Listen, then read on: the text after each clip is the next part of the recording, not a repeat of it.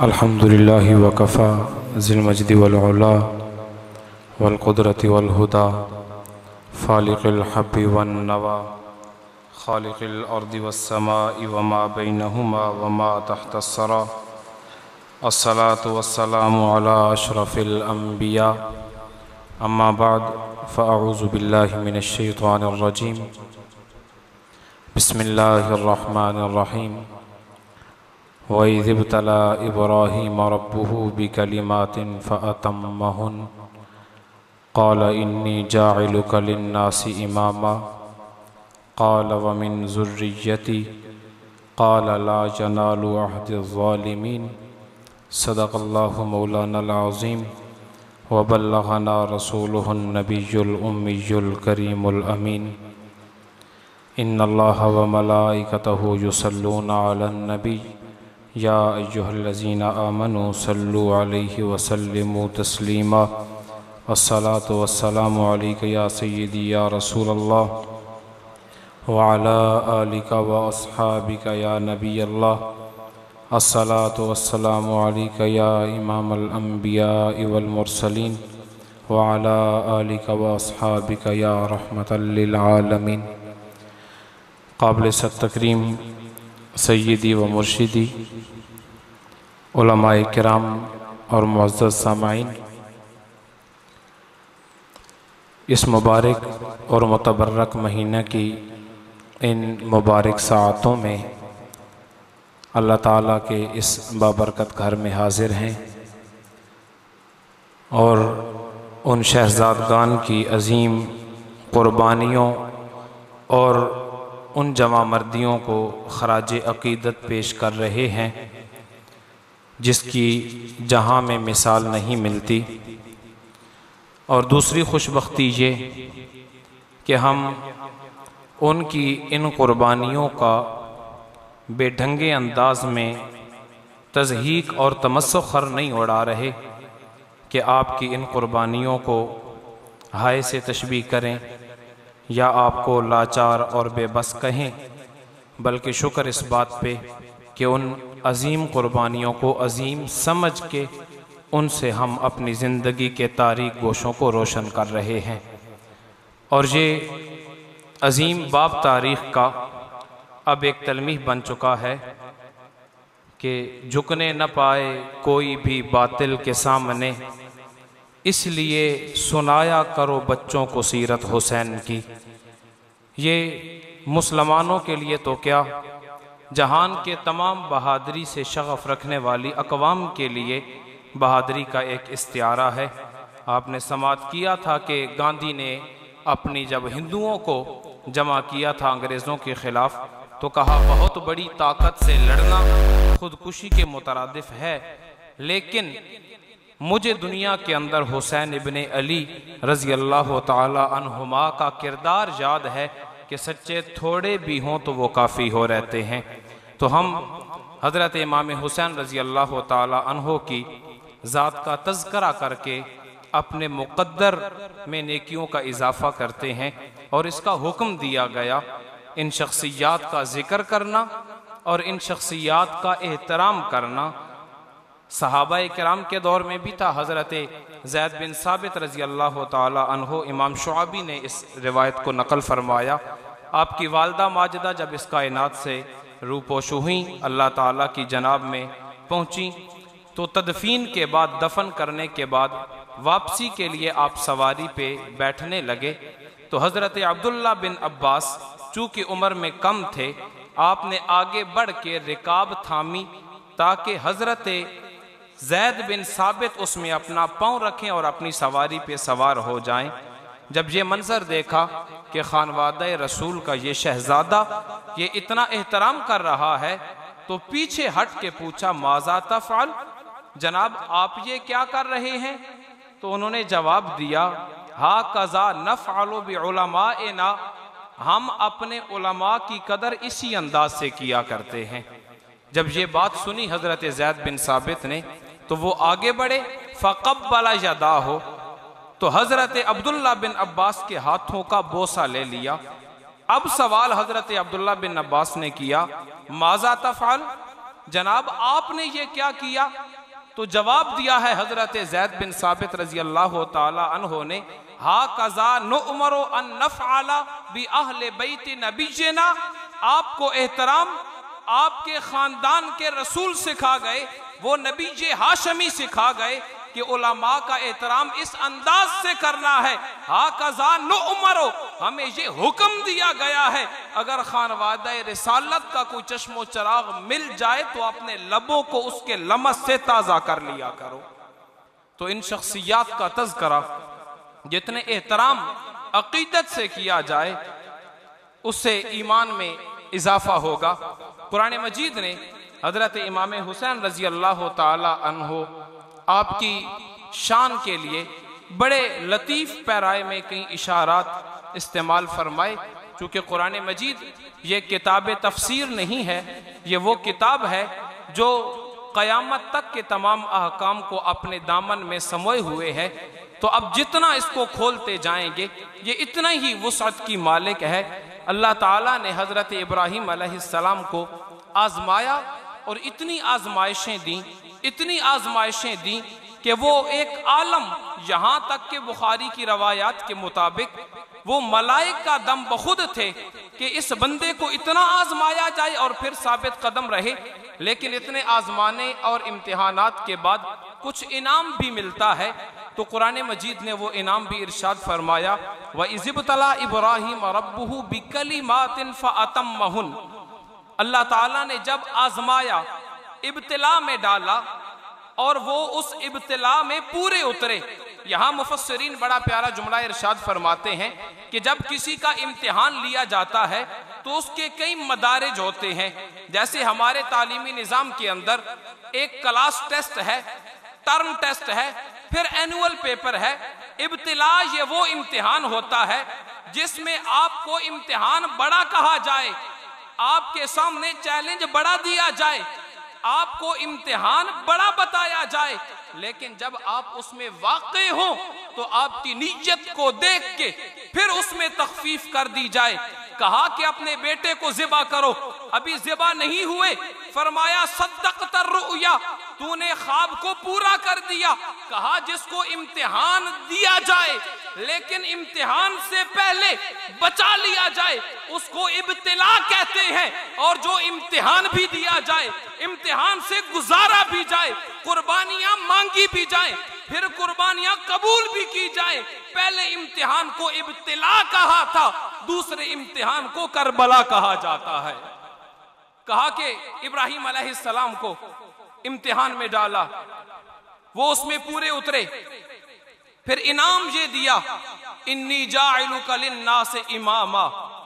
میں تمہیں کائنات کا امام بنا دوں گا۔ پھر سوال کیا، قال ومن ذریتی، یہ امامت میری اولاد میں بھی منتقل ہوگی؟ تو اللہ تعالیٰ نے جواب ارشاد فرمایا، قال لا ینال عہد الظالمین، جو ظالم ہیں وہ امام نہیں بنیں گے، اور جو آپ کی اولاد سے ہوں گے ان کو ایسا امام بناؤں گا کہ ان کا اکیلا نام بھی کوئی نہیں لے گا، جب بھی نام لیا جائے گا تو امام حسین کہا جائے گا۔ یہ اللہ تعالیٰ کا وہ ان آزمائشوں پہ اجر تھا جو ابراہیم علیہ السلام سے شروع ہوئی، اور حضرت اقبال رحمت اللہ تعالی علیہ آپ نے ارشاد فرمایا، غریب و سادہ و رنگی ہے داستان حرم، نہایت اس کی حسین اور ابتدا ہے خلیل۔ یہ وہ عجیب داستان ہے جو حضرت ابراہیم علیہ السلام سے شروع ہوئی، کربلا کے میدان میں ختم ہو رہی ہے، اور محبتوں کا ایسا باب کہ حسین سارے جہان اندر محبتاں دا سفیر توئیں، حق تے باطل چ فرق گتے او درمیانی لکیر توئیں، آج تے آیا نہیں جنتو دمبا، آج تے بجیاں نہیں اکھ تے پٹیاں، خلیل کی تی جو ابتدا سی حسین اس دی اخیر توئیں۔ وہ امتحان جو حضرت ابراہیم علیہ السلام سے شروع ہوا، حضرت امام حسین رضی اللہ تعالی عنہ آپ کی قربانی پہ ختم ہوا۔ فرمایا یہ اس لیے تھا کہ حضور نبی کریم صلی اللہ علیہ وآلہ وسلم کی وہ شہادت کی جو ایک عظمت تھی وہ بھی آپ کو عطا کر دی جاتی۔ اور پھر کثیر روایات میں یہ موجود ہے کہ حضرت علی المرتضی رضی اللہ تعالیٰ عنہ کو بھی خبر دی گئی کہ آپ کے بیٹے کے ساتھ یہ کیا جائے گا۔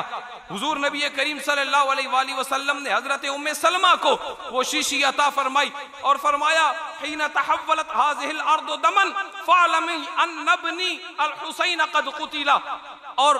بتایا کہ جب اس شیشی کی یہ مٹی خون میں بدل جائے تو سمجھ لینا میرے بیٹے کو شہید کر دیا گیا۔ تو اب یہ تقاضا تھا، محبت کا تقاضا تھا کہ اب اس امتحان کو مؤخر کرنے کی دعا کی جاتی۔ حضور نبی کریم صلی اللہ علیہ وآلہ وسلم کی زبان سے ایک بار بھی نکل جاتا کہ میرا مالک اس امتحان کو مؤخر کر دیجئے، یقیناً مؤخر ہو جاتا، یہ ٹل جاتا، لیکن اس کا نہیں کہا گیا، بلکہ میرے مالک نے بھی امام حسین کی تربیت فرمائی۔ حضور نبی کریم صلی اللہ علیہ وآلہ وسلم نے بھی تربیت فرمائی، کبھی زبان چسوا کے، کبھی کندھوں پہ سوار کر کے، کبھی حالت سجدہ میں پشت پہ بٹھا کے، کبھی اپنی زلفیں تھما کے، اس سے آگے بڑھ کے جب مباہلہ کا آپ نے واقعہ سنا تو اب یہ کیوں ضروری تھا کہ بچوں کو بھی لایا جاتا۔ حضرت امام حسین حضور پاک صلی اللہ علیہ وآلہ وسلم کے ہاتھوں میں تھے، حضرت امام حسن پیدل چل رہے تھے اور پیچھے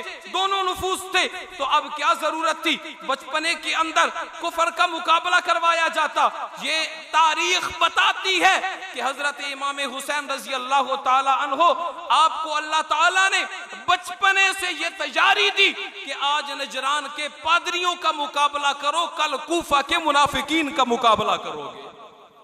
تو یہ قرآن مجید کا وہ حسن جو ایک ایک آیت پہ ہمارے سامنے ہے۔ حضرت موسیٰ علیہ السلام کا وہ عظیم واقعہ، وَإِذِ اسْتَسْقَىٰ مُوسَىٰ لِقَوْمِهِ فَقُلْنَا اضْرِب بِّعَصَاكَ الْحَجَرَ فَانْفَجَرَتْ مِنْهُ اثْنَتَا عَشْرَةَ عَيْنًا۔ موسیٰ علیہ السلام کی قوم ساتھ چل رہی ہے، وَإِذِ اسْتَسْقَىٰ، پیاسے ہوئے تو پانی مانگا۔ موسیٰ علیہ السلام نے اپنے رب کی بارگاہ میں التجا کی، میرا مالک میری قوم پانی مانگ رہی ہے۔ مفسرین فرماتے ہیں کہ یہاں پہ بڑی لطافت ہے قرآن مجید میں، یہاں پہ بھوک کا ذکر بھی ہو سکتا تھا لیکن پانی کا ذکر کیا تاکہ پتہ چلے جو صحرا نورد ہوتے ہیں اتنی بھوک تکلیف نہیں دیتی جتنی شدت کی پیاس تکلیف دیتی ہے۔ تو اب اللہ تعالیٰ نے ارشاد فرمایا اپنا عصا ماریے، فَقُلْ نَضْرِبْ بِعَصَاكَ الْحَجَرَ، پتھر پہ ماریے، اس سے 12 چشمے نکلیں گے۔ اب 12 چشمے ہی کیوں؟ اس لیے کہ حضرت موسیٰ علیہ السلام کے ماننے والی قوم وہ 12 قبائل میں تقسیم تھی، 12 قبیلے تھے، لیکن جب وہ وقت آیا انہوں نے کہا کہ ہم اللہ تعالیٰ کو دیکھنا چاہتے ہیں۔ اللہ تعالیٰ نے حکم ارشاد فرمایا کہ اپنے 12 قبیلوں میں سے ہر قبیلے سے 6 افراد لیجئے، اگر ان کو کیلکولیٹ کریں تو یہ 72 بنتے ہیں۔ تاریخ بتاتی ہے ابن ماجہ کی روایت کے مطابق جو اللہ تعالیٰ کی رؤیت کے لیے جو طور کے میدان میں اس پہاڑ پہ اپنے مالک کا دیدار کرنے آ رہے تھے ان کی تعداد 72 نہیں تھی، وہ 70 تھی۔ میرا مالک بنتے 72 ہیں، ان کو 70 کیوں بلایا؟ کہا اس لیے تاکہ قیامت تک کے لوگ دیکھیں یہ پیاسے ہوئے، انہوں نے پانی مانگا، آج 70 آئے ہیں، یہ میدان اور ہوگا، پیاس بھی ہوگی، پانی نہیں مانگا جائے گا۔ 72 کا میدان تب سجے گا جب سربراہ حسین ابن علی ہوگا۔ تو یہ وہ عظیمت کی داستان ہے جس پہ حضور نبی کریم صلی اللہ علیہ وآلہ وسلم ناز فرماتے ہیں، جن پہ آپ فرماتے ہیں کہ میرے دین کو زندگی بخشے گا، اور یہ ڈرپوکوں کی طرح نہیں، سارے کا سارا آپ کا خطبہ، آپ کی دیگر جتنے احکام ہیں، جس رات یزید کا وہ پیغام آپ کے سامنے آیا اس کا جواب جو کچھ تھا آپ نے ببانگ دہل فرمایا تھا۔ جب مشیر نے گورنر کو کہا کہ جناب یہ صبح کا ٹائم لے رہے ہیں، ممکن ہے رات کی تاریکی میں بھاگ جائیں، آپ نے جب یہ سرگوشی سنی تو آپ نے فرمایا کہ سنو انا معدن الرسالہ ومہبط الوحی ومختلف الملائکہ ویزید بن معاویہ رجل فاسق شارب الخمر ومثلنا لا یباجع. سنو میں اس گھر کا شہزادہ ہوں جس گھر میں فرشتے اترتے ہیں، جس گھر میں جبریل وحی لے کے آتے ہیں، اور یزید بن معاویہ وہ فاسق بھی ہے، فاجر بھی ہے، شرابی بھی ہے. ومثلنا لا یباجع، میرے جیسا بندہ اس کی بیعت نہیں کرے گا. تاریخ بتاتی ہے کہ جب ایک عضو کٹوانا ہو تو سر کو بچا کے ہاتھ دیا جاتا ہے. یہ پہلا واقعہ تھا. سرداد نداد دست در دست یزید حقہ کے بنائے لا الہ است حسین، یہ ہاتھ کو بچانے کے لیے سر رب کی بارگاہ میں پیش کر دیا گیا. تو یہ جوان مردی حضرت امام حسین رضی اللہ تعالیٰ عنہ کی ہے. اس کو اگر معاشرے میں کوئی اور رنگ دے کے پیش کیا جائے اس سے بچئے. آج اہل سنت کے بہت سے لوگ اس بات کو کوئی عیب نہیں سمجھتے کہ اگر ہم نے نوحہ وہ رنگ ٹون کے طور پہ لگا لیا یا کوئی ایسی مجلس اٹینڈ کر لی، کہا جی ہم نے یہ کام کیا تو نہیں. حضور نبی کریم صلی اللہ علیہ وآلہ وسلم نے ارشاد فرمایا من شبہ بقوم فہو منہ، جو کسی قوم سے مشابہت رکھتا ہے اس کو دیکھ کے لگتا ہے کہ یہ وہ قوم ہے، فہو منہ، وہ حقیقت میں اسی قوم کا حصہ ہوتا ہے. یہ تو ہمیں اس نسبت اور اس آستانے پہ ناز ہے جو ہمیں ان نفوس قدسیہ کا تذکرہ سنتا سناتا بھی ہے تو ادب کا دامن ہاتھ سے نہیں چھوڑتا. حضرت علی المرتضیٰ رضی اللہ تعالی عنہ، آپ نے حضرت امام حسین رضی اللہ تعالی عنہ کو جو تربیت عطا فرمائی اس میں جا بجا جواں مردی، جا بجا صبر کی تلقین تھی. بلکہ محدثین نے یہاں تک فرمایا کہ حضور نبی کریم صلی اللہ علیہ وآلہ وسلم کی فراست حضرت ابو بکر صدیق کو عطا کی گئی، آپ کا رعب حضرت عمر رضی اللہ تعالیٰ عنہ کو عطا کیا گیا، آپ کی سخاوت حضرت عثمان غنی رضی اللہ تعالیٰ عنہ کو ورثے میں ملی، اور آپ کی شجاعت اور تکالیف پہ صبر کرنا یہ حضرت علی المرتضیٰ رضی اللہ تعالیٰ عنہ کے حصے میں آئی ہے. ہم جب آپ کا خطبہ خلافت دیکھتے ہیں تو اس میں بھی آپ نے 5 چیزیں فرمائی، احفظوا عنی خمسا، 5 چیزیں مجھ سے سیکھ لو. فلو شددتم الینا المطایا حتی نفذوها، کہ 5 چیزیں مجھ سے لے لو، اگر وہ 5 چیزوں پہ عمل کرو گے تو تمہیں اتنی کامیابی ملے گی جتنی تم سواریاں دوڑاؤ اور سواریوں کا سانس پھول جائے، ہانپنے لگ پڑے، تب تک بھی اتنی کامیابی نہیں آ سکتی. اور وہ کیا کیا 5 چیزیں تھی؟ فرمایا الا لا یرجون احدکم الا ربہ، کائنات میں کسی اور شخصیت سے کوئی بھی امید وابستہ نہ کرنا سوائے اپنے رب کے. حضرت امام حسین رضی اللہ تعالیٰ عنہ نے اس میدان میں یہی مظاہرہ پیش فرمایا. پھر فرمایا وَلَا يَخَافَنَّ إِلَّا ذَنْبَهُ، دنیا میں اگر کسی سے ڈرنا ہو تو اپنے گناہوں سے ڈرا کرو. پھر فرمایا وَلَا يَسْتَحْيِي أَحَدُكُمْ إِذَا لَمْ يَعْلَمْ أَنْ يَتَعَلَّمْ، کہ اس بات سے شرم نہ کرنا کہ اگر تمہیں کچھ نہیں آتا اور تم سیکھنے لگ پڑو. فرمایا اس میں کوئی شرم نہیں. وَإِذَا سُئِلَ عَمَّا لَا تَعْلَمْ أَن تَقُولَ لَا أَعْلَمْ، اور چوتھی بات یہ ارشاد فرمائی کہ جب تم سے پوچھا جائے کوئی بات اور تمہیں علم نہ ہو تو اس بات سے شرم نہ کرنا کہ تم کہو مجھے نہیں آتا. فرمایا الا، خبردار، وَأَنَّ الْخَامِسَ، 5ویں چیز سب سے اہم چیز ہے، الصبر، وہ صبر کرنا ہے. فَإِنَّ الصَّبْرَ مِنَ الْإِيمَانِ بِمَنْزِلَةِ الرَّأْسِ مِنَ الْجَسَدِ، کیونکہ صبر کی ایمان میں وہی حیثیت ہے جو جسم میں سر کی ہوتی ہے. لا صبر من لہو لا دین لہو، جس کا صبر نہیں ہوگا اس کا دین نہیں ہوگا، کیونکہ سر نہیں ہوتا تو جسم بیکار ہوتا ہے. فرمایا صبر کرنا. اور پھر اس سے آگے فرمایا لا خیر فی قراءۃ الا بتدبر ولا خیر فی العبادۃ الا بتفکر ولا خیر فی حلم الا بعلم. فرمایا کہ جب تک قرآن مجید کو تدبر سے پڑھو، اگر تدبر سے نہیں پڑھتے تو قرآن مجید کا وہ فائدہ نہیں ہوگا. اور پھر عبادت میں تفکر کرو، تفکر نہیں کرو گے، فکر سے نہیں پڑھو گے، اللہ کی یاد سے معمور کر کے سجدہ نہیں کرو گے، فرمایا اس عبادت کا بھی فائدہ نہیں ہوگا. ولا علم الا بحلم، اور جب معلوم ہو جائے تو تب صبر کرنا. اس سے بڑا صبر کوئی نہیں ہوگا۔ حضرت امام حسین رضی اللہ تعالیٰ عنہ نے ان باتوں پہ ایسا عمل کیا کہ آپ نے قرات کی تو وہ بھی اس انداز سے کہ آج تک دنیا حیرت میں ہے، آپ نے نماز پڑھی تو اس انداز سے کہ آج تک سجدے کا طول ہے، آپ کا علم بھی ایسا تھا کہ شہادت دیکھ کے پھر آگے بڑھے، یہاں تک کہ آپ کا آخری جملہ جو تاریخ نے ہم تک پہنچایا ہے وہ بھی صبر کا علمبردار تھا۔ آپ نے فرمایا اللہم رضن بقضائک وصبرن علی بلائک وتسلیما لامرک سبحان ربی الاعلی سبحان ربی الاعلی۔ ماحول یہ ہے 72 لاشوں کو کندھا دے چکے ہیں، جسم چھلنی ہے، خون ٹپک رہا ہے، لیکن زبان سے نکلا اللہم رضن بقضائک، اے میرے مالک میں تیرے ہر فیصلے پہ راضی ہوں، جو کچھ تو نے دیا میں نے پھول سمجھ کے لیے ہے، وتسلیما لامرک، تیرا ہر حکم میں آنکھوں پہ بٹھاتا ہوں۔ یہ سارے زخم کھا کے